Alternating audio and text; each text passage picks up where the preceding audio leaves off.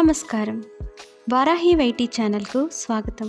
ఈరోజు మనం ఆరోగ్యానికి ఎంతో మేలు చేసే మునగాకు చట్నీ తయారు చేద్దాం. మునగాకు చట్నీ తయారు చేసుకోవడానికి కావలసిన వస్తువులు: మునగాకు, ఎండుమిర్చి, వెల్లుల్లిపాయలు, ఆవాలు, పల్లీలు, శనగపప్పు, మినప్పప్పు, సాల్ట్, నూనె.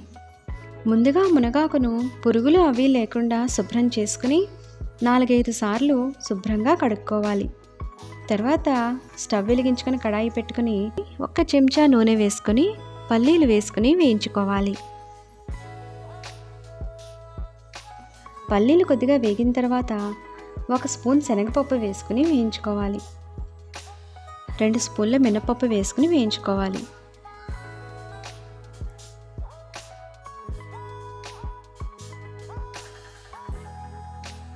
ఒక 1/2 స్పూన్ ఆవాలు వేసుకోవాలి.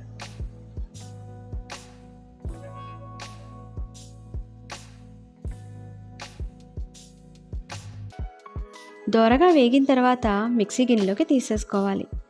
ఇప్పుడు ఎండుమిరపకాయ ముక్కల్ని వేసుకోవాలి. ఇవి కూడా దోరగా వేగిన తర్వాత మిక్సీ గిన్నెలోకి తీసేసుకోవాలి.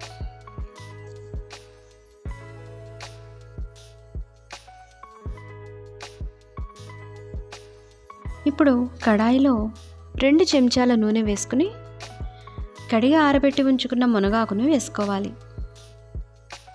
ఒకసారి అంతా కలుపుకుని చిటికెడు పసుపు, సరిపడా సాల్ట్ వేసుకుని కలుపుకొని మూత పెట్టుకోవాలి.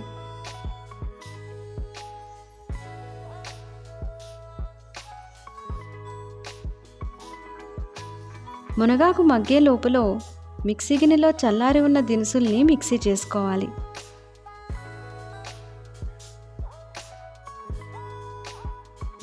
మూత పెట్టడం వల్ల మనకి కొద్దిగా నీరు వస్తుంది.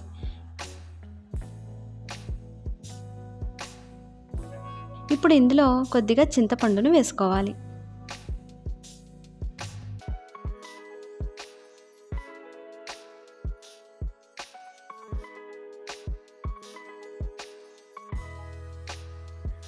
ఆకు పూర్తిగా దగ్గర పడే వరకు మగ్గించుకోవాలి. ఇలా దగ్గర పడిన తర్వాత స్టవ్ కట్టేసుకుని కొద్దిగా చల్లారనిచ్చి పోపును మిక్సీ చేసి ఉంచుకున్న మిక్సీ గిన్నెలోకి వేసుకుని దీన్ని కూడా కలిపి మిక్సీ చేసుకోవాలి.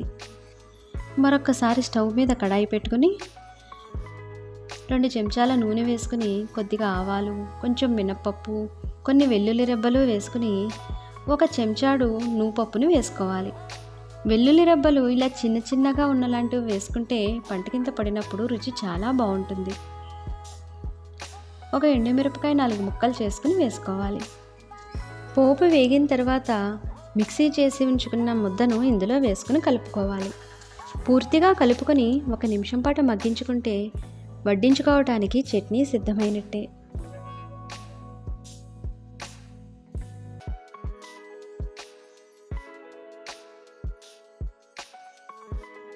ఈ మునగాకు చట్నీ ఆరోగ్యానికి చాలా మంచిది.